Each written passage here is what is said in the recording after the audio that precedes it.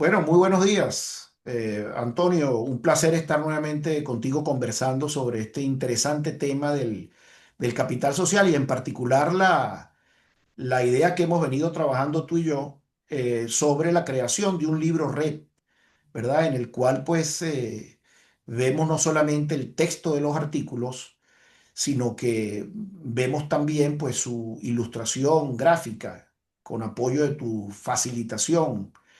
Entonces, esto me parece a mí en lo personal muy interesante, pero me gustaría saber qué recoges tú de esta experiencia que hemos venido, en la cual hemos venido aportando ambos y hemos venido creciendo también. ¿Cómo ves tú este proceso? Bueno, hola, mucho gusto, muchas gracias por esta oportunidad. Hay una cosa que es absolutamente cierta para mí, que es el hecho de poder uno plasmar una conversación científica de una manera gráfica. ¿Cómo es eso de traducir gráficamente un texto que muchas veces es bastante árido y cómo a través de la práctica y del desarrollo de imágenes que reflejen esa, ese texto, ese texto va cobrando una nueva vida? Y me parece interesante porque los observadores son de diferente índole. Hay unos que son auditivos, otros que son visuales, otros que son kinestésicos. Y en este caso, los visuales, que somos muchos, vamos a lograr una comprensión adicional que va a permitir un entendimiento de estos temas que son álgidos y que son, además de importantes, son quizás de un poco de difícil comprensión, pero que a través de este tema, lo digo por experiencia, cuando yo empecé a trabajar contigo en estos temas de capital social, eh, empecé a aclararlos simplemente con el hecho de dibujarlo, porque así aprendí una vez que cosa que no se dice no existe. Ahora casi estoy a punto de creer que cosa que no se dibuje tampoco Sí. existe. Bueno, a mí me ha pasado más o menos lo mismo con tus gráficos, ¿no? Una cosa es cuando yo escribo un artículo y lo comparto dentro de la empresa, ¿verdad? Y me hacen críticas, algunas veces hago algunos cambios, ¿verdad? Pero se ha generado toda una dinámica muy diferente con la presencia de los gráficos. Yo me doy cuenta como quienes opinan sobre el trabajo que yo hago, lo hacen ahora apoyado en los gráficos y me hacen comentarios que de verdad yo no había visto en detalles porque yo había observado otros detalles que ellos no habían visto, pero me hacen ver a mí cosas que yo digo, oye, tienes razón, yo no me había dado cuenta que tal cosa está dicha ahí en el gráfico, ¿no? Le veo esa virtud al gráfico. Sí, bueno, y además que también uno descubre cosas que sabía que no sabía, porque cuando logras verlo, dice, ay, pero como una epifanía. Ah, sí, lo comprendo. Haciendo quizás también un poco de similitud con el Lego Serious Play, que cuando tú construyes tridimensionalmente la solución a algún problema, te das cuenta de que lo puedes mirar por diferentes ángulos y le consigues quizás soluciones a esos problemas. Igual pasa aquí.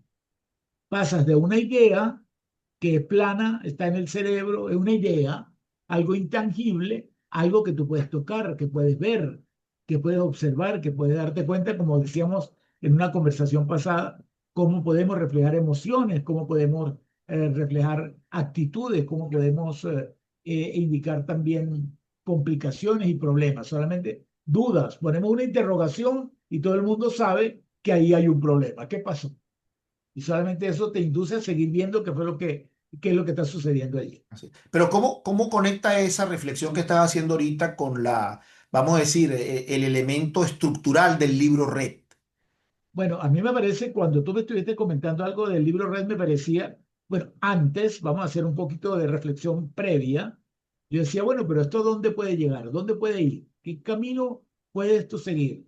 Vemos que hay un material, una riqueza en esta vinculación, pero ¿cómo sigue?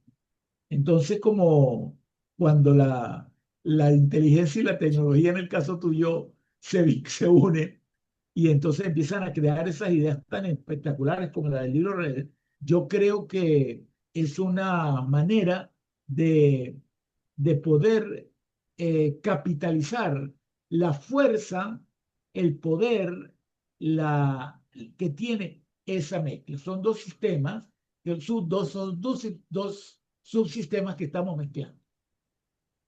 Y en cada uno de ellos, yo en el trabajo, haciendo los dibujos, estoy trabajando dentro de ellos y me involucro con el texto y pareciera en un momento que ellos como que me van diciendo qué es lo que tengo que hacer. No casi que yo voy creando, sino que el mismo dibujo me va diciendo, epa, falta esto. Como si aquello adentro tuviera una propia vida y se produce eso. Y que después es interesante cómo al tener la parte textual, digamos, y la parte gráfica, cómo podemos en esa combinación y en la combinación que tú muy bien haces, que no solamente es texto-dibujo, sino texto, autores, texto, referencia, texto, dibujo, puntos importantes, cómo vinculo algo que se trató en el tema 150 con el tema 128, donde aparecen cosas similares, que entonces hay una transversalidad tan interesante que a mí me parece que es un valor súper importante, pues que se logra solamente a través de un libro red, a través de un libro con las características que tú has planteado, porque de otra manera es imposible dado que cómo pudieras tú lograr esa, esa vinculación de tantos elementos, de tantas cosas importantes. Fíjate tú, Antonio, que desde el punto de vista sociológico, y lo digo no como sociólogo, porque soy ingeniero, pero trabajo con sociólogos, ellos fundamentan, ¿verdad?, todo lo que estamos haciendo en la teoría social de Niklas Luhmann, un muy conocido autor alemán que desarrolló, entre muchas de sus teorías, una teoría de la comunicación, una teoría general de la sociedad, y entonces él habla pues de sistemas funcionales de la sociedad, la economía, la política, la ciencia, el arte, la educación. Y aquí vemos nosotros en este libro Red cómo los gráficos están comunicando dentro del subsistema funcional arte y los párrafos que conforman el libro red están comunicando dentro del subsistema social ciencia. Y siguiendo pues los criterios de Luhmann, lo que está ocurriendo es justamente lo que él trata en su teoría. Estamos viendo nosotros en la práctica lo que él trata en su teoría, que es que tú generas una comunicación con un código que es exclusivo del sector artístico o del sistema arte. Y yo genero uno en el sector ciencia, con todo eso que tú has mencionado, del contenido de los artículos, de los autores, de las referencias. Y entonces, de alguna manera, lo que el sector ciencia o lo que el subsistema ciencia está produciendo como comunicación, está influyendo, está entrando en resonancia, para utilizar un término lumaniano, entra en resonancia con el sector arte y viceversa. Y producen algo nuevo que nace de la integración entre lo artístico y lo científico. Ahora, la gran pregunta es cómo nosotros podemos socializar este proceso. Porque evidentemente, pues a través de la empresa nosotros tenemos un fin comercial que se ve más o casi exclusivamente reflejado en los países desarrollados, cuando tú hablas de capital social. Pero en Latinoamérica estamos haciendo una labor más bien de abrir camino, porque no es fácil hablar de esta terminología siquiera, capital social, su significado, el concepto, hablar de libro red, hablar de redes. Entonces, la gran pregunta sería, bueno, ¿y cómo masificamos nosotros esto? ¿Cómo hacemos pues que el público común y corriente que quiere aprender algo nuevo, empresarios, por ejemplo, que quieran beneficiarse del capital social, cómo masificamos Sí, este proceso? Es una pregunta que debemos nosotros es- buscarle respuesta. ¿Qué se te ocurre al respecto? bueno, creo que definitivamente hay una, ¿verdad? Que es eh, ¿cómo dice? Caminante no hay camino, se hace camino al andar. Así es, Y en este caso hay que hacer el camino al andar. Y no hay camino pequeño, o sea, no hay paso corto. Todos los pasos que vemos son pasos largos, porque yo bien te comentaba hace un tiempo que después de esta, digamos, incursión mía con este tema de la digamos, traducción gráfica de tus conferencias, o de tus textos, de tus escritos acerca de capital social y sistemas sociales, cómo en el círculo cercano a cada uno de nosotros empezamos a establecer comunicación con ellos en ese círculo, cuestión que lo hace que exista. Porque como bien decíamos hace rato, si no logramos comunicar, no existe nada. Si no logro yo decir a la gente lo que yo estoy haciendo, lo que estoy participando, lo que estoy, como dice que mucha gente que hay que vanagloriarse de lo que uno hace, en el buen sentido de la palabra. Hay que comunicar lo que uno hace porque es casi una obligación. O sea, tú tienes una producción de cualquier naturaleza que ha sido producto de una formación que ha recibido, de una cultura, de una familia, de un país, etcétera, etcétera. Y yo creo que uno está en la obligación de transmitir esa información a los demás porque en ese momento empieza a existir como tal. En este caso del cómo podemos eh, socializarlo, esa información, creo que es así. O sea, son núcleos que vayan creciendo y que se vayan así como multiplicando y que cada uno comprenda que su propio trabajo es un trabajo que hay que divulgar y que hay que socializar y que lo hagan en los términos que tú muy bien planteas, con el interés de que se comprenda de que esa información va creando capital social, que esa información en nuestros sistemas sociales va siendo cada vez más importante. Tenemos que comprender eso porque yo creo que es la única vía que nos queda o que tenemos para poder resolver algunos problemas. Casi siempre pensamos y lo dejamos la solución de los problemas afuera. Pero resulta que no, está en lo que yo comunico, en la responsabilidad que yo tengo en comunicar, en cómo lo que yo comunico es recibido por la otra persona y cómo ese vínculo, esa línea que va entre el que comunica y el que recibe es efectivamente lo que es importante. Habíamos hablado hace mucho tiempo en cuáles eran las características de la comunicación y hablamos del emisor y hablamos del receptor como si fuera lo más importante. Y resulta que sí, no dejan de ser importantes, pero lo más importante es el mensaje.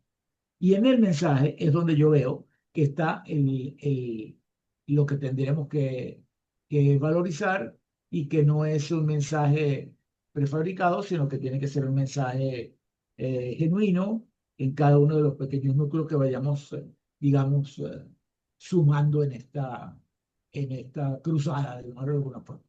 Ahora, tu idea, Antonio, y poniendo la cosa más, menos seca, árida que el tema del capital social, hablando con un tema que sea más manejable por el común de la gente, tú me habías hablado de una idea de presentar en un momento dado el libro Red en una exposición, por decir, en un museo.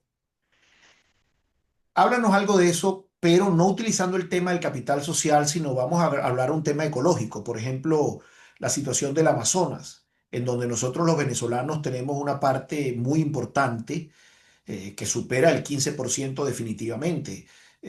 Allá hay varias naciones sudamericanas involucradas en ese tema que se convierte pues en el mayor, digamos, concentración de selva tropical del planeta Tierra y factor fundamentalísimo dentro de la ecuación del cambio climático. Entonces, como ejercicio meramente, vamos a decir, intelectual, pero para que quede más claro en qué consiste el libro Red, imaginémonos que estamos en una exposición que hemos armado en algún museo importante de Caracas y que estamos presentando el libro Red, ¿verdad? Pero en vez de utilizar el tema capital social, hablemos de ecología, hablemos de los animales del Amazonas. ¿Cómo describirías tú al libro Red en ese contexto?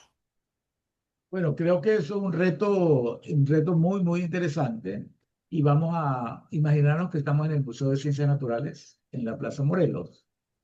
Y vamos a imaginarnos que estamos empezando a ver la fauna venezolana y que nos han explicado anteriormente la importancia que eso tiene y la importancia de la Amazonia como el receptáculo mayor que tenemos en el mundo de, de esa zona verde, ¿verdad? Que tan rica en especies y vegetales y en todo lo demás, en producción de oxígeno, en producción de agua, etcétera, en la cual, si hablamos de nuestra Amazonia, Venezuela tiene un porcentaje alto, porque un 17, 15, 17, 17%, de manera tal que esos esfuerzos son esfuerzos que me parece que son muy valiosos. ¿Qué pasa? Que si nosotros llegamos ahí, hay una exposición donde estamos mostrando el animal, la pereza, ¿no? Hacer algo, yo empiezo a buscar en la referencia, en el libro Red, empiezo a buscar referencia de eso. Vamos a suponer que quiero saber de algún tema que haya escrito, que se haya escrito eso sobre las especies en extinción en la Amazonía. Entonces aparecen una cantidad de especies que pueden estar en extinción y eso me va dando como un hilo conductor para poder seguir averiguando. Y a través de la información que está en el libro Red, yo puedo ir afinando, ¿verdad? Como poniendo la lupa en algo que es de mi interés. Como es de mi interés, yo voy entonces creando una línea, un hilo conductor de esa visita al museo. Ese hilo conductor me va a permitir tener una historia particular, una experiencia particular de esa visita al museo, que no va a ser la misma experiencia de un niño pequeño que se interesa por otras cosas, de un alumno de la universidad o de bachillerato de la universidad, de un profesor, de un catedrático universitario, que van a estar descubriendo en aquella exposición cosas diferentes que van a estar respaldadas por el libro Red y que te va a permitir entonces tener información adicional. Por ejemplo, allí yo consigo que hay un autor, ¿verdad? José María Rodríguez, que habla de un tema que a mí me interesa dentro de ese circuito que yo he establecido de la ecología o de la Amazonia. Entonces yo tengo esa referencia y que me queda reflejada de alguna manera en alguna bitácora que me va a quedar de esa visita, porque cada uno de los visitantes le va a quedar como una bitácora de ese viaje que hizo. Y al tú revisar tu bitácora te vas a dar cuenta de los sitios, de las cosas que yo visité y que me llamaron la atención. Y me acuerdo en un momento determinado, José María, aquí está, este señor, déjeme pinchar aquí para ver qué es lo que ha hecho, que me pueda complementar de una manera científica esta inquietud que de otra manera no lo hubiera podido subsanar. Una inquietud que me queda en el aire, me queda insatisfecha y que no está canalizada, digamos, dentro de esa línea que el libro Red está permitiendo tener. Ahora, siguiendo la secuencia de lo que tú planteas, Antonio, suponte que ahora existe una aplicación, un app, como llaman hoy en día, en tu celular, ¿verdad? Que tú estás en el museo, estás viendo la exposición, estás creando tu propia secuencia de la exposición, ¿verdad? O sea, estás viendo una exposición que nadie más está viendo de la manera como tú la estás viendo. O sea, ahí pueden venir 100 personas y 100 van a haber visto una exposición distinta porque van a haber profundizado y van a haber hecho recorridos distintos sobre el libro Red.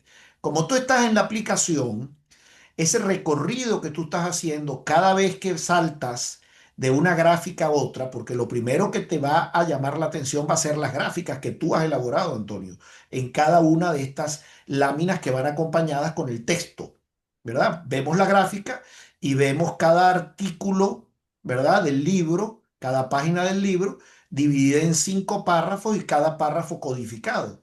De tal manera que cuando te interesó un párrafo de una página determinada, es decir, de un capítulo determinado de ese libro, tú en tu app, en tu celular, marcaste ese número, 1423. Y seguiste y viste ahora la 45. Y ahora viste la 187. Cuando tú sales del museo, el app te da a ti el recorrido de lo que tú hiciste, lo que tú llamas tu bitácora, y te dice, esta fue la exposición que tú viviste, ¿verdad? Ah, pero aquí viene mi pregunta hacia ti. El museo también queda con las 1.000 personas que visitaron, quedó con 1.000 visitas distintas, ¿verdad? Y la app te pregunta, ¿eres un médico? ¿Eres un profesional? O sea, te pregunta, ¿cuál es tu orientación? Entonces, tal como tú dijiste, uno respondió, soy estudiante de bachillerato, otro respondió, soy estudiante primaria, otro respondió, soy médico neurocirujano, otro respondió, soy médico de familia, otro dijo, soy arquitecto, otro dijo, no tengo profesión, soy comerciante, otro dijo, soy ama de casa. Ahora tú tienes 1.000 visitas distintas al mismo libro que han sido, vamos a decir, grabadas de la misma manera y que ahora pueden ser estudiadas por el museo. Mi pregunta es, ¿qué le recomendarías tú al museo como observador cibernético de segundo orden, que se llamaría eso técnicamente, donde estás observando al observador? ¿Qué le recomendarías tú al museo que está haciendo una observación de segundo orden? Y que esa observación de segundo orden también la puede hacer ya sea un experto en museos, pero también la puede hacer un psicólogo y también la puede hacer un sociólogo. O sea, son muchas observaciones de segundo orden. Y no quiero hacer esto muy complicado, pero también existen las observaciones de tercer orden. O sea, lo que observaron los observadores de los observadores. ¿A Claro. dónde llega todo esto? ¿Qué aprende el país? ¿Nos sirve para salir de nuestra condición actual como país, como venezolanos, culturalmente? ¿Qué aporte estaríamos dando? Bueno, yo creo que el aporte es tan grande como esos mismos loops que tú estás marcando que hacen que las observaciones sean de segundo, de tercero, de cuarto, de N orden, porque es así. Me parece súper interesante porque permite la creación, permite el desarrollo de la imaginación, de la innovación. La creatividad se pone en juego porque estás poniendo sobre el tapete una cantidad de información ya validada, ya cruzada, que lo que sigue a eso es la proponer ideas, proponer soluciones, proponer resultados, proponer cuáles han sido mi reacción ante eso que vi, ante eso que fui viendo. Creo que es muy importante porque eso nos permite seguir mejorando. O sea, al nosotros poder hacer ser observadora de segundo orden o estar observando a ese observador, nos estamos dando cuenta de qué es lo que a él le ha llamado la atención y podemos entonces generar cosas que vayan a satisfacer esas necesidades que se van creando. Porque muchas veces nosotros pensamos que no sabemos cosas porque nos falta información, porque no lo podemos ver, hasta que llega una luz que nos lo pueda clarificar. Pero aquí tiene la ventaja de que yo esa luz la estoy clarificando como internamente. O sea, no necesito que vengan a darme clase de nada, sino que yo tengo la información ahí reunida en el libro y lo voy escogiendo, lo voy tamizando y entonces me voy convirtiendo en alguien que sabe un poco más de ese tema y que cuando el que está detrás de eso observa a esa persona, se dará cuenta de cuál es el camino que ha recorrido y qué cosas yo debo hacer para hacer realidad quizá esa duda o esa reflexión que la persona puede haber hecho. Porque también creo que si esto está en una aplicación, esos libros, ese recorrido, esas bitácoras debidamente identificadas, van a quizás formar parte también de una información adicional que debería tener el libro y que las personas pudieran inclusive revisar, porque también ahí hay información adicional que nos puede servir a todos de darnos cuenta de que hay gente tan disímil, diferente a uno, que de repente puede estar pensando lo mismo que yo. Correcto. Bueno, Antonio, gracias por tu tiempo. Me gustaría una última reflexión tuya, en esta interesante conversación que seguramente que aportará mucho no solamente a los dueños de la empresa que desarrolla la tecnología social SAI, el capital social, sino, como tú has dicho, pues a los círculos sociales en los cuales nos movemos, a los amigos, a los profesionales con quienes compartimos esta información. Pero la reflexión que quería que nos hicieras era ¿cómo relacionamos esto del libro Red con esa otra área de tu experiencia que es el Lego Serious Play? Que es como decir una tecnología bastante interesante. Yo la considero avanzada en el campo de la innovación, aunque se vea sencillo su uso, pero ¿cómo podemos combinar esto si nos das un ejemplo? Libro Red Bueno, con jugando en serio con Lego. bueno, yo creo que efectivamente cuando uno pone en conjunción cosas que parece que no lo son, que no son compatibles, en ese momento es que hay innovación. O sea, pensar que teóricamente que este libro Red y el Lego Serious Play, que pareciera que son como incompatibles, cuando tú lo pones en la práctica, te das cuenta de que una cosa refuerza la otra. Y así como hemos visto que el dibujo refuerza ese subsistema, refuerza al subsistema científico, para llamarlo de alguna forma, entonces resulta que esto también nos va a servir para el mismo objetivo. Cuando uno está, por ejemplo, tratando un tema X, pues vamos a hablar de la Amazonia, ¿verdad? Y planteas en alguna reunión ese tema, si tú logras hacer un ejercicio de Lego Serious Play con las personas para que expliquen, por ejemplo, cuál es el mayor problema que hay en la Amazonia actualmente, y las personas logran construir con los tacos de Lego ese problema, estamos dando un paso enorme hacia el frente, porque podemos consolidar ese problema en alguna figura concreta y la podemos mirar por todos lados, la podemos mirar por arriba, nos damos cuenta que hay un hueco, la podemos mirar por debajo, nos damos cuenta que hay un sello, nos damos cuenta que hay aristas, que si lo veo por aquí es un cuadrado, que si lo veo por aquí es un rombo, de manera tal que allí está la magia del Lego Zero Play y creo que es también una oportunidad de poder observar las cosas de diferente ángulo. Creo que es una oportunidad grande de poder ver las cosas desde la acera de enfrente y conseguir soluciones, digamos, que son también apropiadas. Y en combinación con el libro Red, creo que es fundamental. ¿Cómo completar eso? Habría que ver qué mecanismos utilizamos para poderlo vincular, pero creo que es totalmente válido y absolutamente quizás necesario para mejor comprensión de lo que se quiere transmitir. Magnífico, Antonio.